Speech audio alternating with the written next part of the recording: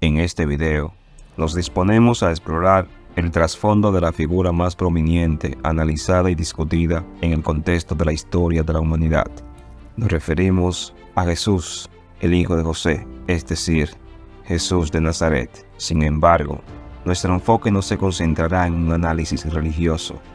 En su lugar, nos adentraremos en la figura de Jesús, el histórico, el humano, desprovisto de su connotación divina, para revelar el individuo de carne y hueso, que yace detrás del ícono universalmente reconocido como Cristo, una traducción del término hebreo Mesías, que significa ungido.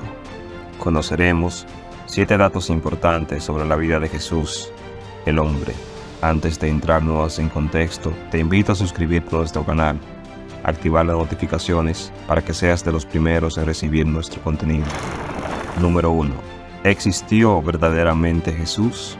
En respuesta a la interrogante sobre la existencia histórica de Jesús, podemos afirmar con certeza que nació durante el reinado de Octavio Augusto, quien gobernó desde el año 27 a.C.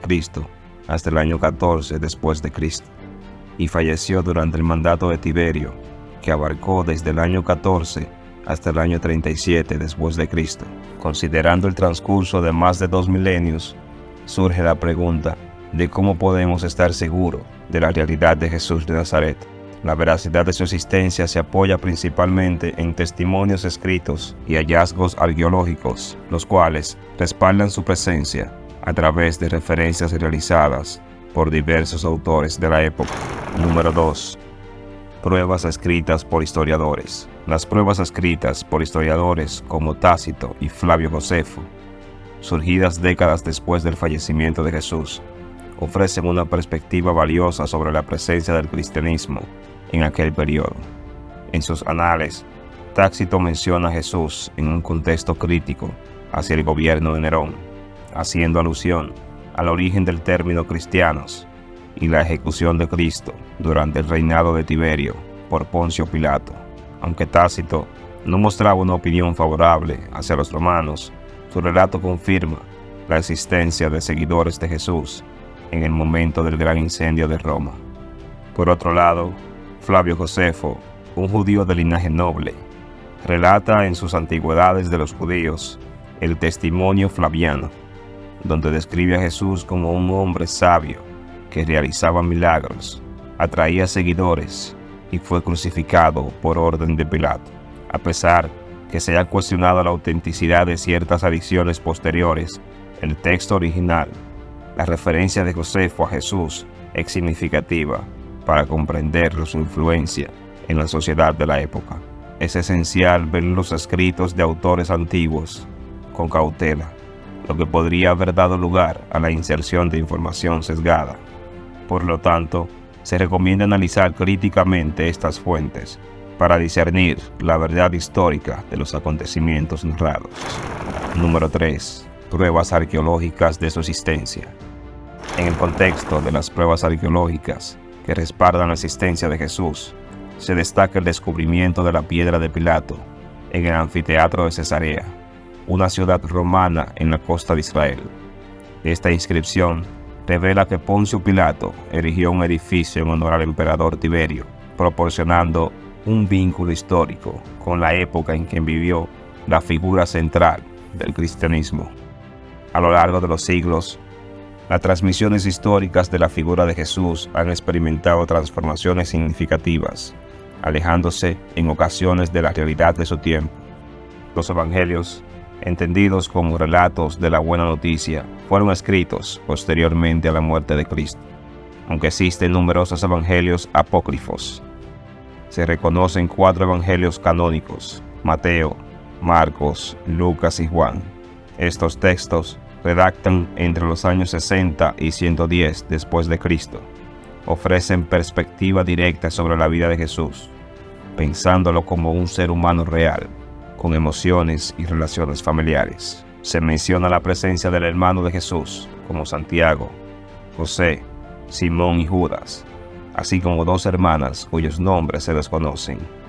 Santiago, testigo de la resurrección de Jesús, desempeñó un papel fundamental en la comunidad cristiana de Jerusalén tras la muerte de su hermano. La interpretación de la Iglesia sobre el término hermano ha sido objeto de debate, considerando la posibilidad de que se refiera al hermanastro en lugar de hermano biológico, sugiriendo un contexto familiar más amplio en la vida de Jesús.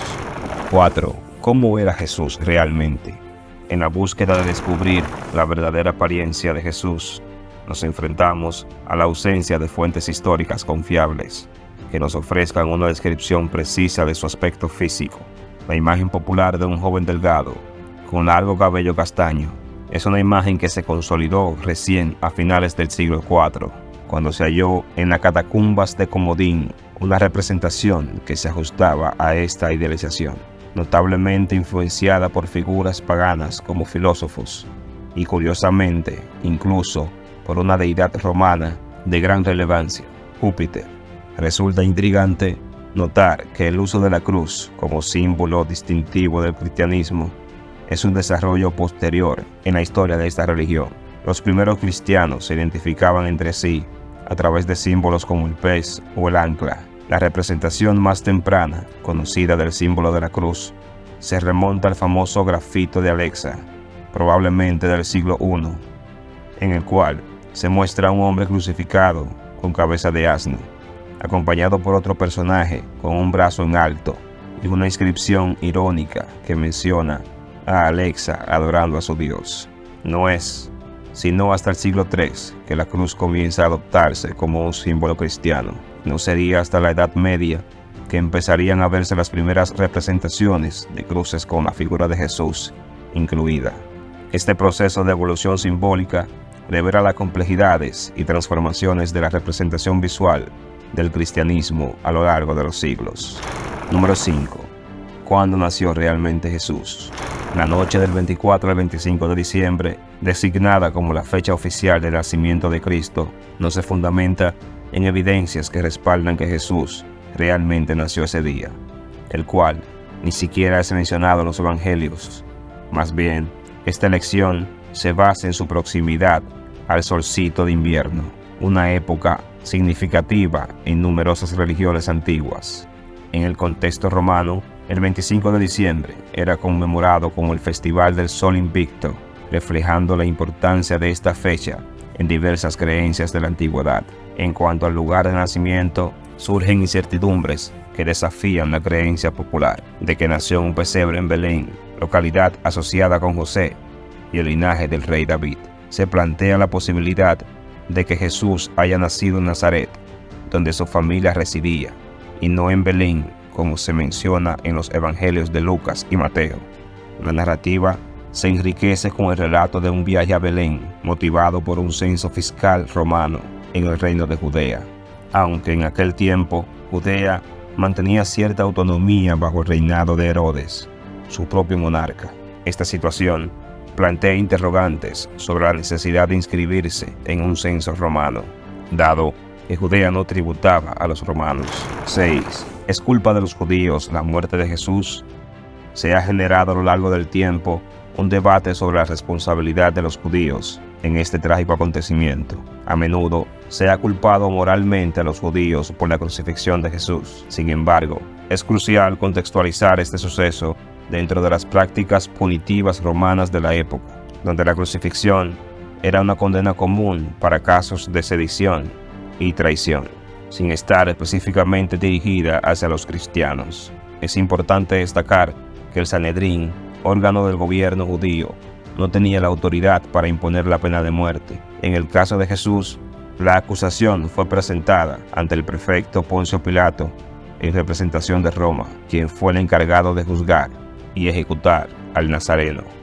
Jesús, visto como un agitador político por los romanos, había generado animadversiones entre las autoridades por sus acciones.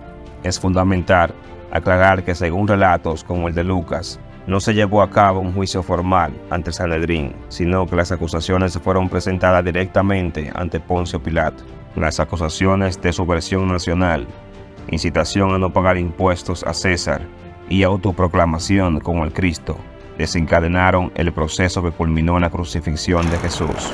Número 7. ¿Qué pasó realmente con el cuerpo de Jesús?